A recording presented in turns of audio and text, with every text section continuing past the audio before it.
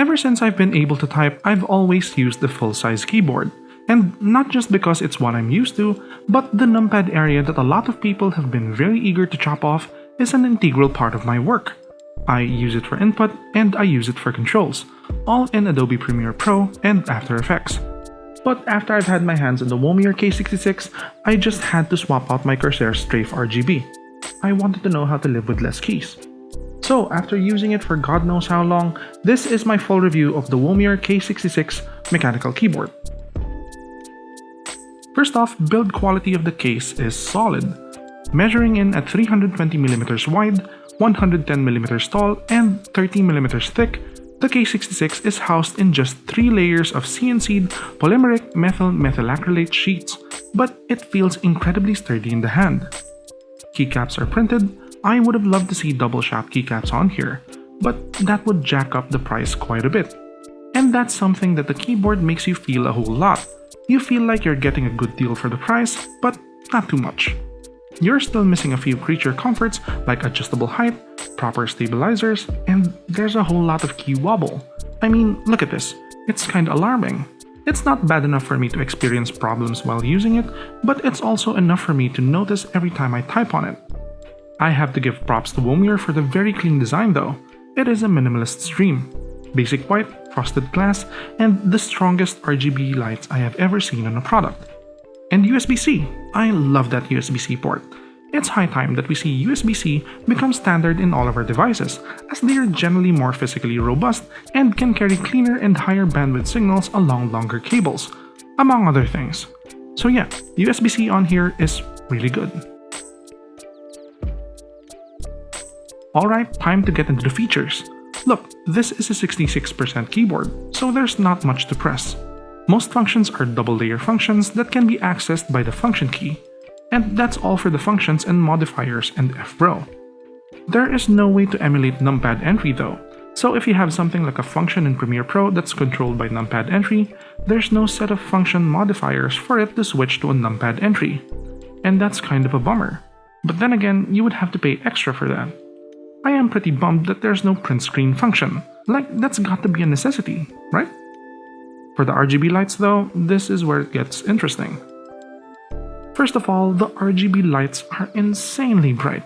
There is no software to control them though, which I wholly expected because of the price. So controls are through double functions on the keys, and there are 2 zones to control, the perimeter lights and the key lights. First, brightness is controlled by Fn plus insert or delete, and there are 4 brightness settings. Function plus right control controls the key lights, and function plus left control controls the perimeter lights. Press function plus space to select the color of the lights.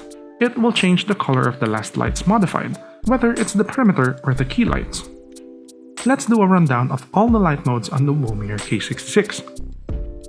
For demonstration purposes, I will turn off the main RGB lights for this section, and I will start at off. First is right to left RGB. Second is cycle fade. Third is a pulsing cycle. Fourth is just a solid color. And we're back to off. Now let's change the key lights. You control the key lights by pressing function plus right control. And here they are. First is RGB static. Second is a fast RGB right to left. Third is a cycle fade. Fourth is a pulsing RGB.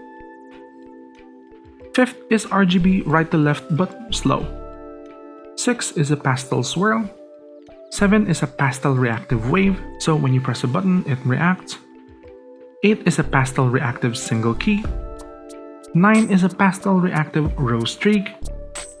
10 is a pastel rain full. 11 is a pastel rain per key. 12 is an RGB cycle but downwards. 13 is an up and down wave.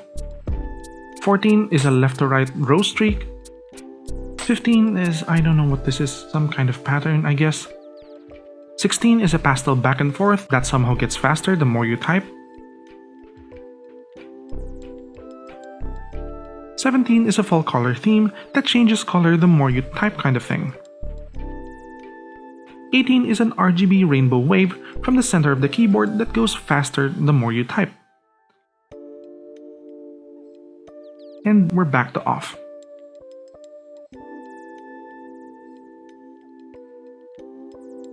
typing experience on the Womier K66 is so far very pleasant. I love typing on blues and the keyboard doesn't rattle and ring on me. The switches are kind of scratchy though. They definitely need to be lubed straight out of the box. It's been a while since I've used a Gateron switch keyboard, and to be fair, typing experience is way better than how I remember it to be. Hell, I even enjoy it for gaming because of all the mouse space it affords me.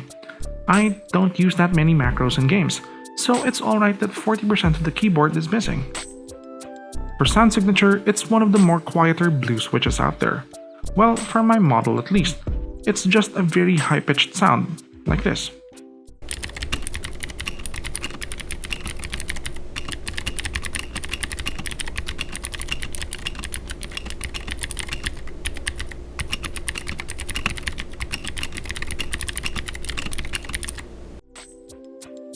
I'm quite conflicted with the Womier K66. On one hand, I can recommend it to people looking to either spruce up their desks, try out a compact keyboard setup, or just live an intensely lit RGB life.